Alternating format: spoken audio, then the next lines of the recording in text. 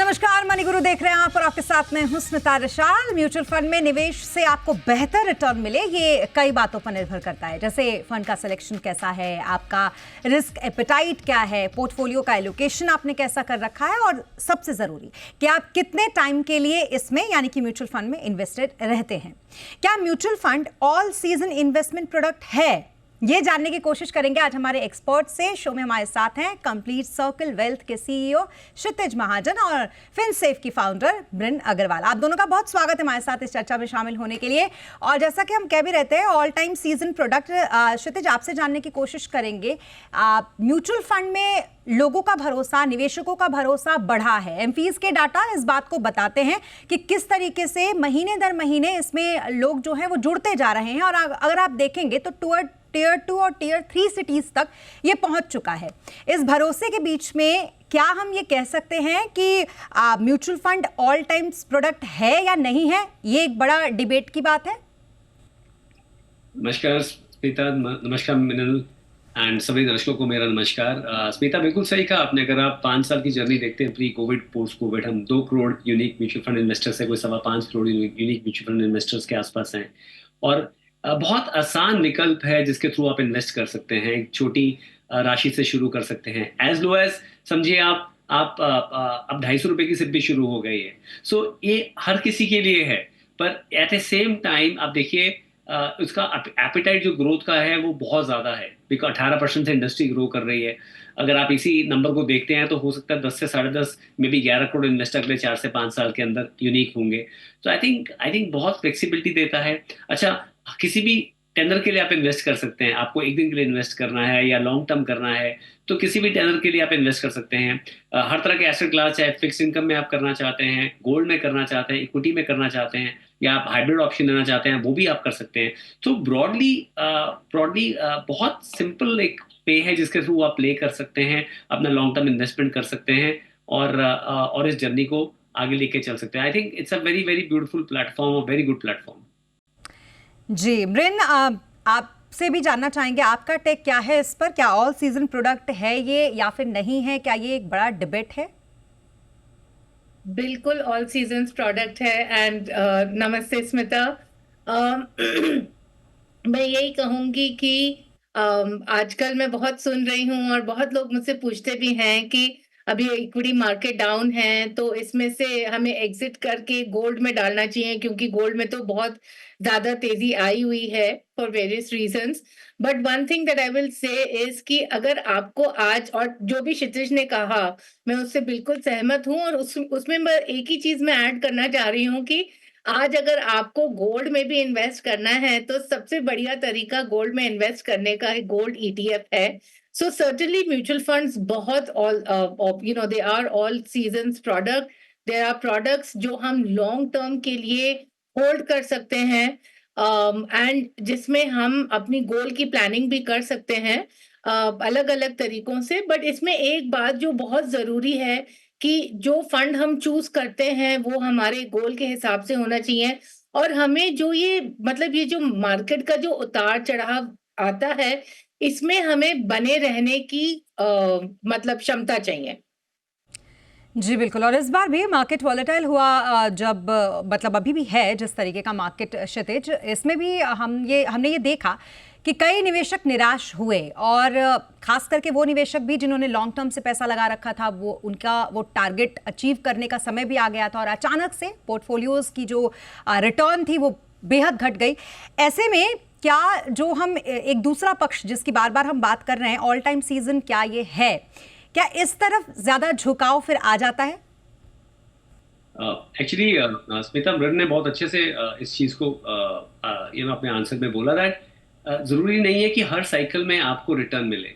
और मैं समझ सकता हूँ कि कोई भी मैंने कई शोज आपके चैनल में किए हैं, और हम सब आपके साथ हम भी लर्न ही कर रहे हैं over a period of time. I think broadly अगर किसी कंट्री में नॉमिनल जीडीपी 10.5-11%, अभी हम 12% में थे, 10.5-11% में ग्रो कर रहा है, तो ब्रॉडर मार्केट से आपका एक्सपेक्टेशन, मतलब इंडेक्स से आपका एक्सपेक्टेशन वही 10.5-11% ही होता है। But in a way, if you ask me, एक एक्टिवली मैनेज म्यूचुअल फंड जो है एक कॉम्बिनेशन है, उसमें आप 13 से 14%, या अगर स्मॉल कैप ज्यादा है तो 14 से 15% एक्सपेक्ट कर सकते हैं। सो आप देखिए जो जिस तरह से मार्केट रैली थी 2022 की, 2023 की और 24 में सितंबर तक, तो वहां तक मैंने खुद देखा है कई पोर्टफोलियोज में, और हम सब जानते हैं दैट 17-18% से कंपाउंडिंग से पिछले 6-7 साल से पोर्टफोलियो ग्रो कर रहे थे। अभी गिरने के बाद भी वो पोर्टफोलियोज हैं वो 14-15% कंपाउंडिंग पे हैं, ऐसा नहीं है। सो मैं ये कहूंगा जरूर दैट जो नए इन्वेस्टर्स हैं उनको जरूर नेगेटिव रिटर्न देखने को मिल रहा है, but at A same time ये इस तरह से ऑल सीजन नहीं बोलूंगा कि हर साइकिल में आपको पैसा बना के देगा। सो जरूरी नहीं है कि आपने आज इन्वेस्ट किया है तो हर साल आपको पैसा आपको बनता दिखे, but yes in a long term वो ऑल सीजन हो जाता है। अगर अपना रिस्क एपेटाइट आप अनुमान लगाएं और रिस्क एपेटाइट के हिसाब से अगर आप इन्वेस्ट करें, तो आप खुद देखेंगे दैट आप अच्छा पैसा बना के इस एसेट क्लास से लेके जा रहे हैं। और अगर आपको लगता है कि आप ज्यादा रिस्क नहीं लेना चाहते हैं, तो आप एक अच्छा फिक्स इनकम और इक्विटी का बैलेंस पोर्टफोलियो ले सकते हो, या let's say multi asset fund ले सकते हैं। बट यस, ये बोला जाए कि that her asset class her market cycle में पैसा बना के देगा, तो ऐसा नहीं होने वाला है। सो कई लोग जो निराश हो रहे हैं इस मार्केट में, मैं उनसे यही कहूंगा कि अगर वो नया पैसा नहीं डालना चाहते हैं, सही है, but at A same time अपने स्टेप्स को कंटिन्यू करें। अभी इस मार्केट में पैसा मत निकालें, बिकॉज इवेंचुअली 4-5 साल में 13-14% का मॉर्निंग रिटर्न बनाना एक मल्टी एसेट या मल्टी कैप फोलियो में डिफिकल्ट नहीं है। बिल्कुल, और हर बिजनेस साइकिल में ज़रूरी नहीं है कि म्यूचुअल फंड बहुत अच्छा परफॉर्म करे, और इसीलिए कहा भी जाता है mutual fund is subject to market risk. और मैं ना इससे अगर आप देखें फिर भी अट्रैक्शन कहीं ना कहीं बढ़ा है, और ख़ास करके आजकल जो एमफीज के डेटा आते हैं वो ये बताते हैं कि टियर 2 टियर 3 सिटीज़ जो अब तक बैंक एफडीज़ पर या रेकरिंग डिपॉजिट्स पर या पोस्ट ऑफिस में पैसे जमा कराने पर ज़्यादा फोकस जिनका रहता था, वो भी अब म्यूचुअल फंड में आ रहे हैं। और ख़ास करके 250 से अगर एसआईपी की शुरुआत हुई तो ये भी कहीं ना कहीं ये सोचते ही हुई कि ये तमाम लोगों को म्यूचुअल फंड के इस प्रोसेस में जोड़ा जाएगा। आपको किस तरीके से जो नए इन्वेस्टर हैं या जो पहले से इन्वेस्टेड हैं उनके लिए इसमें फायदा नजर आता है? देखिए, सबसे पहले तो जैसे कि क्षितिज ने भी कहा कि आपका अगर टाइम फ्रेम 3 मंथ्स का हो, या आपका 1 साल का हो, या 2 साल, 3 साल, 5 साल, जो भी आपका टाइम फ्रेम हो, हर टाइम फ्रेम के लिए एक फंड अवेलेबल है। तो ऐसा नहीं है कि सबको बस इक्विटी म्यूचुअल फंड में ही पैसे डालने हैं। काफी सारे बहुत अच्छे डेट फंड्स अवेलेबल हैं, लिक्विड फंड अवेलेबल है, बैलेंस फंड अवेलेबल है। अगर किसी को लगता है कि मुझे पूरा इक्विटी का रिस्क नहीं लेना है, मुझे कहीं बीच रास्ते में चलना है, तो फिर बैलेंस फंड्स भी अवेलेबल हैं। तो आई थिंक जो म्यूचुअल फंड्स की खासियत यही है कि हर इंसान के लिए जो भी उनका गोल हो और जितना भी लंबा उनका गोल हो, उस हिसाब से म्यूचुअल फंड्स अवेलेबल है। And also with in the categories available हैं जिसमें कम रिस्क है, जिसमें ज्यादा रिस्क है। जैसे कि इक्विटी में फॉर एग्जांपल लार्ज कैप में कम रिस्क है, स्मॉल कैप में ज्यादा रिस्क है।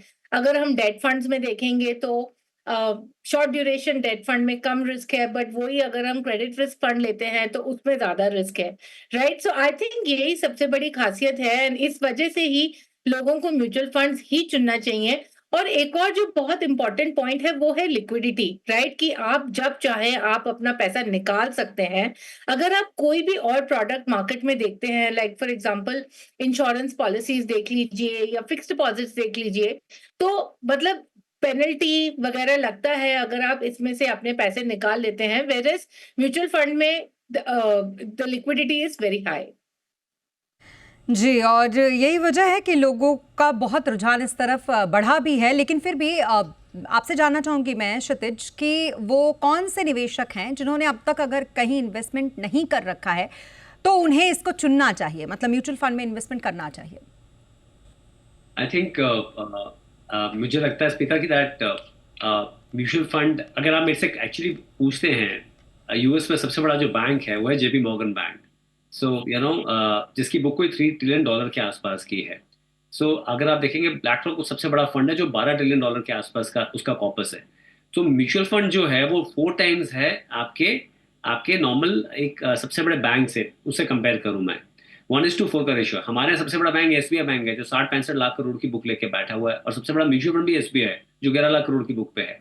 सो मैं ये कह रहा हूँ ये पैरिटी कम से कम अगर 1:4 नहीं हो तो कम से कम 1:1 तो होनी चाहिए, क्योंकि आज इससे अच्छा ऑर्गेनाइज्ड, सिंपल और जिसमें आप छोटी मात्रा में आप इन्वेस्ट कर सकते हैं। मेरे ने ये भी बताया दैट अभी दैट कितना इजी है रिडम्पशन करना भी, मतलब आपको ये कोई रियल एस्टेट का प्लॉट नहीं है जो पूरा बेचना पड़ेगा, आपको छोटी राशि की जरूरत है, आप वो रिडीम कर सकते हैं। सो आई थिंक इससे ब्यूटीफुल प्लेटफॉर्म है नहीं है। सो मुझे लगता है कोई भी इन्वेस्टर जो इन्फ्लेशन बीटिंग रिटर्न देख रहा है, और इस देश में फूड इन्फ्लेशन मैं मानता हूँ 8-9% है, अभी वो नंबर्स में रिफ्लेक्ट नहीं हो रहा है, पर when you go in market उतना नंबर है।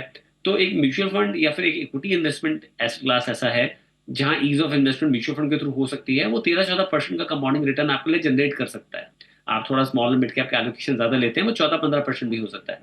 तो I am very clear that आप जितना एलोकेशन, जो भी नए इन्वेस्टर्स हैं, फर्स्ट टाइम इन्वेस्टर्स हैं, वो एलोकेशन लेना चाहें, इसमें आना चाहिए। एक ऑर्गेनाइज्ड प्लेटफॉर्म है जिसके थ्रू आना चाहिए। जो फर्स्ट टाइम इन्वेस्टर्स हैं, जो फर्स्ट टाइम सैलरीड हैं, उनके लिए तो और भी इंपॉर्टेंट है कि वो अपनी सैलरी में सबसे पहले इस प्लेटफॉर्म के थ्रू खुद को पे करें और अपने आप के लिए, अपने फाइनेंशियल फ्रीडम के लिए अभी से जर्नी शुरू करें। जी बिल्कुल, लेकिन ब्रिन, एक और सवाल जो मुझे लगता है हर किसी इन्वेस्टर के जहन में होता है, खास करके जो तमाम मार्केट साइकिल्स को देख चुके हुए पुराने इन्वेस्टर्स भी होते हैं, उनके जहन में भी होता है कि क्या ब्लाइंडली इस प्रोडक्ट पर हम भरोसा कर सकते हैं, या फिर हमें थोड़ा कंपेयर करना चाहिए जो अदर प्रोडक्ट्स हैं उससे इसका? देखिए, आपको हर समय अपनी रिसर्च अच्छे से कर लेनी चाहिए और आप सहमत होकर ही आपको निवेश करना चाहिए। वो तो जो भी प्रोडक्ट होगा वो तो मैं यही जवाब दूंगी, राइट? अगर आप कंपेयर करना चाहेंगे, देखिए अगर आप खुद स्टॉक्स खरीदते हैं तो पहले तो 5,000 से ज्यादा लिस्टेड स्टॉक्स हैं और इतना मुश्किल है कि कौन सा स्टॉक खरीदें, क्या कब तक बने रखें, अच्छा अगर मार्केट गिर गया तो क्या करें, मार्केट ऊपर हो गया तो क्या करें। एंड ऑनेस्टली जो इन्फॉर्मेशन अवेलेबल है पब्लिक स्पेस में, आई डोंट थिंक कि वो काफी है किसी को भी ये डिसाइड करने के लिए कि खुद से, मतलब इंडिविजुअल्स को आई थिंक काफी मुश्किल होती है। ज्यादातर तो लोग, आजकल मैं बोल रही हूँ 90-95% लोग तो सोशल मीडिया के रील्स और शॉर्ट्स देखकर डिसाइड करते हैं कि कौन सा स्टॉक चुनना चाहिए, and not based on research, right? So अगर हम दूसरे प्रोडक्ट से कंपेयर करते भी हैं, राइट, तो क्या है, आपके पास स्टॉक्स है, नहीं तो फिर आप डायरेक्टली जाके बॉन्ड्स खरीद सकते हैं। अब अगर आप बॉन्ड्स भी खरीदने जाएंगे तो अगेन आपको ये एनालिसिस तो करना ही पड़ेगा कि ये क्या कंपनी है, इसके क्या फाइनेंशियल्स वगैरह हैं। तो मैं यही बोल रही हूँ कि एक्चुअली इट्स वेरी डिफिकल्ट। अगर हम खुद से, अगर हमको ये सब रिसर्च करनी पड़ेगी। And in this mutual fund का एडवांटेज ये है कि इसमें प्रोफेशनल मैनेजमेंट है। दूसरा एक और जो बहुत बड़ा एडवांटेज है वो है टैक्स एफिशिएंसी का। अगर आप खुद से जाके एक बॉन्ड खरीदते हैं या आप फिक्स डिपॉजिट भी खरीदते हैं तो ये फुल्ली टैक्सेबल रहता है at your slab rate. Whereas mutual funds, specially equity mutual funds में, एक साल के बाद it is taxable at 12.5% post a gain of 1.25 lakh rupees. तो इसमें आपको टैक्स भी कम लग रहा है इक्विटी म्यूचुअल फंड्स में, ऑफ कोर्स। तो ये एक और बेनिफिट है। एंड ये सर्टेनली सब देख दाख कर ही आपको निवेश कर लेना चाहिए। बट एक्चुअली आज के टाइम में इतने और ऑल्टरनेट प्रोडक्ट्स है नहीं मार्केट में जिसमें इन्वेस्टर्स को ये सब एडवांटेजेस मिल रहे हैं। ज़रूरत होती है, और ख़ास करके अगर आप मार्केट लिंक्ड किसी भी प्रोडक्ट में इन्वेस्टमेंट करते हैं तो उसके लिए आपको रिसर्च बहुत अच्छी तरीके से करनी आनी चाहिए। और अगर आप खुद नहीं कर सकते हैं तो आप फंड मैनेजर की इसमें सलाह ले सकते हैं।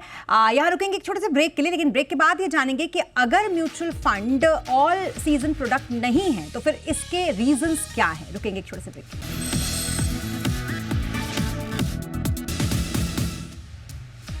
ब्रेक के बाद एक बार फिर आपका स्वागत है। म्यूचुअल फंड जिसमें लगातार लोगों का भरोसा बढ़ता जा रहा है, नए नए इन्वेस्टर्स इससे जुड़ रहे हैं, लेकिन इस बीच ये सवाल भी है कि क्या ये ऑल सीजन प्रोडक्ट है, और इसी पर कर रहे हैं हम बातचीत। हमारे साथ हैं क्षितिज महाजन और साथ ही मृन अग्रवाल। क्षितिज, आपसे फिर एक बार मैं ये जानना चाहूंगी, अगर mutual fund all season product नहीं है तो इसका रीजन क्या हो सकता है? स्मिता, आई थिंक हर फंड हर किसी के लिए नहीं है, और हर फंड हर साइकिल में रिटर्न दे ये जरूरी नहीं है। मैं इसको इस तरह से करूंगा।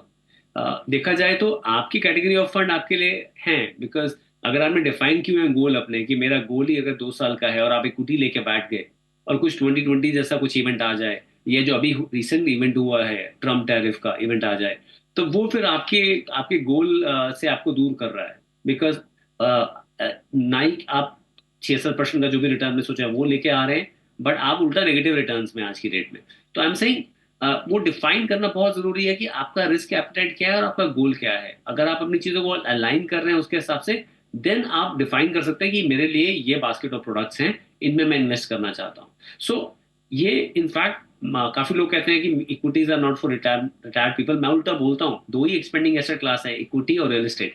तो इक्विटी का सिंपलिसिटी ये है कि आप रिटायर होकर उसमें से एसडब्ल्यूपी कर सकते हो, सिस्टमैटिक विड्रॉल कर सकते हो, जहां पे आपको रिटायरमेंट के बाद भी अगर आप मिक्स पैक पोर्टफोलियो रखते हो, बैलेंस एडवांटेज फंड, एक लार्ज कैप और फ्लेक्सी कैप का, आपको 11-12% का यील्ड मिल सकता है। तो आई एम सेइंग ये, इसलिए मैं बोलूंगा सिर्फ एक पॉइंट आता है जहां पे दिखाता है कि ये ऑल सीजन नहीं है, बिकॉज अगर आपका गोल शॉर्ट टर्म आप इक्विटी में बैठे हो तो वो आपके लिए प्रोडक्ट नहीं है, वो आपकी सुटेबिलिटी नहीं है। तो आपको डिफाइन करना पड़ेगा कि मेरे लिए क्या सुटेबल है। और शॉर्ट टर्म में वॉलेटाइल हो सकती है चीजें, इक्विटी में भी और डेट में भी, पर अगर आप लॉन्ग टर्म के लिए हैं तो ये आपके लिए फॉर श्योर ऑल सीजन हो जाता है। जी, और इसके साथ ही अमरिन, ये भी इंपॉर्टेंट हो जाता है कि अल्टीमेटली आपके फंड का सिलेक्शन कैसा है, आपने कौन से फंड्स कौन से टारगेट के लिए ले रखा है। क्योंकि कई बार आप देखते होंगे आपके पास भी ऐसे पोर्टफोलियोज आते होंगे, बड़ा ही मिक्स उसमें फंड रहते हैं और बड़ा ही कंफ्यूज वो इन्वेस्टर भी रहता है, जिसे नहीं पता होता शायद कि कौन से टारगेट के लिए किस तरीके का फंड उसे लेना चाहिए। अमरिन? हाँ, बिल्कुल, ये तो बात सही है। हाल ही में हमने देखा था कि काफ़ी इन्वेस्टर्स ने एनएफओज़ में इन्वेस्ट किया था या थीमैटिक फंड्स में इन्वेस्ट किया था, और फिर मतलब ये तो बड़े साइक्लिकल होते हैं। और ज़्यादातर यही देखा जाता है कि जो थीमैटिक फंड्स होते हैं वो जब तब आते हैं जब ऑलरेडी वो थीम में या वो सेक्टर में काफ़ी बढ़ाव हो गया है। और फिर क्या होता है कि इन्वेस्टर के एक्सपेक्टेशंस भी बहुत हाई हो जाते हैं इन फंड से। तो फिर इन दीज सिचुएशंस ये फिर फंड्स वर्कआउट नहीं करते हैं, राइट? सो एज क्षितिज सेड कि अगर आप अपना फंड अपने गोल के हिसाब से और अगर आप अपने रिस्क एपेटाइट के हिसाब से नहीं लेंगे तो सर्टेनली आपको अच्छा एक्सपीरियंस नहीं रहेगा। इसमें मैं एक स्मॉल एग्जांपल देना चाह रही हूँ, जैसे 2020 का एग्जांपल है कोविड के टाइम का। जब काफी लेट्स से जब जब ये बहुत बड़ा गिराव आया था मार्केट में, एंड अगर हम देखते हैं उस समय जो 3 साल का रिटर्न था वो नेगेटिव हो गया था, एंड काफी सारे लोग बहुत ही निराश हो गए थे कि ये म्यूचुअल फंड में क्या हो रहा है और ये कैसे गिर सकता है। अभी एक्चुअली मैं सेम सिचुएशन देख रही हूँ कि काफी सारे लोग जिन्होंने लास्ट 2-3 साल में निवेश किया है, उनको बड़ा लगता है कि अच्छा ये ऐसे इतना भी गिर सकता है, राइट? बट जो एक और चीज बहुत जरूरी है म्यूचुअल फंड में बने रहना, एंड अगर आप ये नहीं बने रह सकते हैं then you should not invest. So जो मैंने आपको एग्जांपल दिया था, फॉर एग्जांपल अगर आपने मिड कैप में इन्वेस्ट किया था 2017 में एंड 2020 में ये कुछ -6% था, बट अगर उस समय आपने घबरा कर इसमें से एग्जिट कर दिया और फिर आपने कहा कि अब तो भाई हम इक्विटी मार्केट में नहीं डालेंगे, इसमें इतना नेगेटिव रिटर्न वगैरह आ गया, बट जो लोग एक्चुअली बने रहे उनको करीब 15-15.5% पर एनम का रिटर्न मिला है, right? So I think it's very important कि अगर आप फंड चूज कर रहे हैं, आप अपने गोल, आप अपने रिस्क एपेटाइट से के हिसाब से चूज कीजिए, plus on the ability of you to actually remain invested through market volatility. तो ये बहुत अच्छा टेबल जो है वो अमरिन ने बताया कि 2017 से 2020 तक लगभग 3 साल तक जो इन्वेस्टेड रहे, इस दौरान एक मार्केट साइकिल आया कोविड का, जिस दौरान हमने मार्केट को बहुत वॉलेटाइल होते हुए देखा और उस समय जो रिटर्न्स थे वो कुछ इस तरीके से थे। और उसके बाद जो लोग इन्वेस्टेड रह गए 2025 तक, यानी कि लगभग 8 सालों तक, तो उसके बाद अचानक आप देख सकते हैं कि रिटर्न में कितना बड़ा एक चेंज दिखा, कितना ज़्यादा प्रॉफिटेबल ये रिटर्न रहा है उन लोगों के लिए जो लॉन्ग टर्म इन्वेस्टमेंट में रहे। क्षितिज, ये बात तो बार बार कही जाती है, म्यूचुअल फंड का जिक्र करिए तो ये कहा जाता है कि आपको लॉन्ग टर्म इन्वेस्टमेंट के लिए ये बहुत अच्छा होता है, आपको छोटे छोटे इन्वेस्टमेंट से भी आप बड़ा कॉर्पस इसमें बना सकते हैं, लेकिन शॉर्ट टर्म वॉलेटिलिटी काफ़ी ज़्यादा होती है और इस मार्केट में जो मौजूदा मार्केट है जितना वॉलेटाइल है, इसमें भी हम ये देख रहे हैं क्षितिज कहीं ना कहीं। बिल्कुल बिल्कुल स्मिता, आई थिंक इस समय और इम्पोर्टेंट हो जाता है for people like me, Imran, आपके चैनल के through, that we should hand hold our investors, ज़्यादा अच्छे से बात करें उनसे, इंगेज करें, क्योंकि जो मार्केट वॉलेटिलिटी है उससे जो बिजनेस अंडरलाइन बाय किए हुए हैं, भाई म्यूचुअल फंड में क्या है, 40-50 स्टॉक्स एक फंड मैनेजर बाय करता है, कुछ जगह 30 स्टॉक्स हैं, कुछ जगह 70 स्टॉक्स हैं, वो अंडरलाइंग बिजनेस है, उन बिजनेसेस में कोई इम्पैक्ट नहीं आया है। आज जो भी हो रहा है इस मार्केट में, जो लोग हमें देख रहे हैं, मैं ये बताना चाहूंगा, ये एक्सटर्नल फैक्टर है। एक ट्रम्प टैरिफ का जो एक फियर है, जिस कारण से ग्लोबल मार्केट्स करेक्ट हो रही हैं, इंडिया से भी पैसा निकल रहा है, यूएस जा रहा है, क्योंकि वहाँ की बॉन्ड मार्केट में लग रहा है, उनकी यील्ड्स भी आज सॉफ्टन हुई है, हमारी यील्ड भी सॉफ्टन हुई है। तो मैं बताने की कोशिश कर रहा हूँ दैट ये शॉर्ट टर्म वॉलेटिलिटी जो होती है, जो आपको बार बार दिखाती है कि आपका पोर्टफोलियो नेगेटिव में है, रिटर्न उड़ रहा है, तो आपको ये समझना है जो गेन था वो भी नोशनल है, आज जो लॉस दिख रहा है आपको वो भी नोशनल है। आपका जब तक गोल पास में नहीं है तो इन सब प्राइस वैल्यू का कोई मतलब नहीं है कि आपके 100 रुपए की वैल्यू 200 है, 300 है। मैं ये बताना चाहूंगा आपको स्पीकर, 12 ऐसे म्यूचुअल फंड हैं जो 100 गुना से ऊपर बढ़ गए हैं। तो आपके कई चैनल्स में मैं सुनता रहता हूँ 100 बैगर आइडियाज, मैं आपको ऐसा 100 बैगर म्यूचुअल फंड बता रहा हूँ 12, जिनकी नैव 1000 से ऊपर है, क्योंकि 10 रुपए पे नैव शुरू होता है।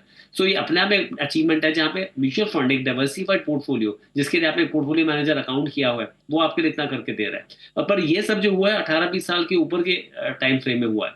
कंपाउंडिंग का एक्चुअल में इम्पैक्ट 10 साल के ऊपर ही दिखना शुरू होता है। तो शॉर्ट टर्म में आपको वॉलेटिलिटी जरूर दिखेगी, पर उसका जो एक्चुअल में प्राइस आपको है पॉजिटिव, वो लॉन्ग टर्म में मिलेगा। सो बने रहिए। आई थिंक मूवी पूरी चलने दीजिए, एंड तक आते आते हैप्पी एंडिंग होनी है। जी अमरिन, आपसे भी जानना चाहेंगे इस पर टेक छोटा सा ये कि जो नए इन्वेस्टर हैं या फिर जो पहले से बने हुए इसमें इन्वेस्टर हैं, उनके लिए आप क्या कहना चाहेंगे? इस वॉलेटाइल मार्केट में बहुत लोग घबराकर एसआईपी अपनी बंद कर देते हैं, क्या वो ऐसा ना करें और क्या वो इन्वेस्टेड रहें? देखिए, there's a saying in English, no gain without pain. So that's what I would say कि अगर आपको रिटर्न्स बनाने हैं तो certainly equities में आपको 7 से 10 साल का टाइम फ्रेम रहना पड़ेगा। और अभी तो बस शुरुआत है फॉर मोस्ट इन्वेस्टर्स, पिछले 4-5 साल में ही आए हैं, तो बस बने रहें एंड लॉन्ग टर्म में आपको जरूर आई एम श्योर कि इक्विटी मार्केट्स अच्छा रिटर्न देंगे।